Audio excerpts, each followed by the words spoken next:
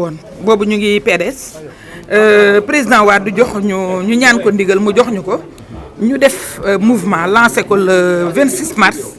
2014 mu jox ñu nag ay mbégte yu bare bare ñetti weer ci biñ ko implanté la ñu gagné commune ak département ca Bambey devant 2 ministres en fonction bi ñu jógee ci loolu bi élection législative yi jotee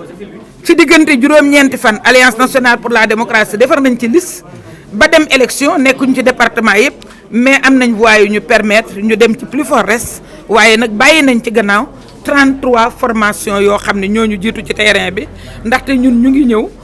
10e sur les 47 listes.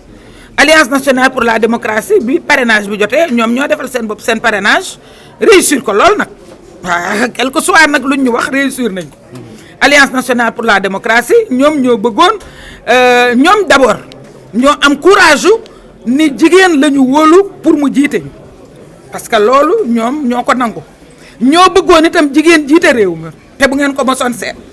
donc Alliance nationale pour la démocratie yooyu la def ba tey mu am juróomi at tombeek élection présidentielle nekk sunu gannaaw ñu jëm si ci élection locale ñu ni dafa am lu ñu gëm ñu joxe exemple bi ma nekkee maire. Restitution yi nga xam ne moom laa daan def bu ñu defee session budgétaire ba pare man dama daan jël volet yi nga xam ne intéressé na dëkk yi comme par exemple yoon wi bu ñu mësaan wax daal dee ne Bambey Baba Garage Meke buñ ko tali woon de dina désenclaver juróomi région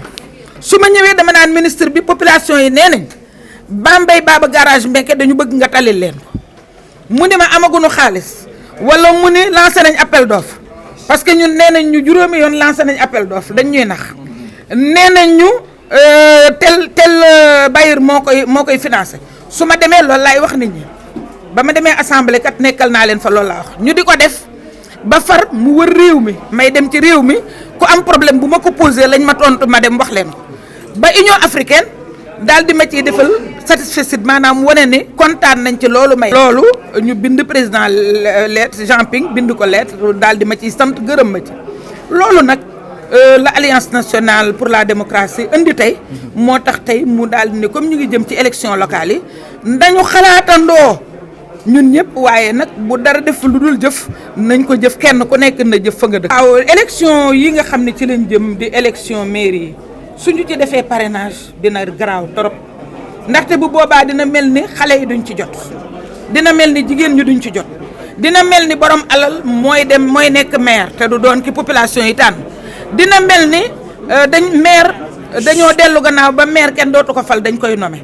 parce que bu boobaa ki fi nekk ku ko neex rek mooy doon maire.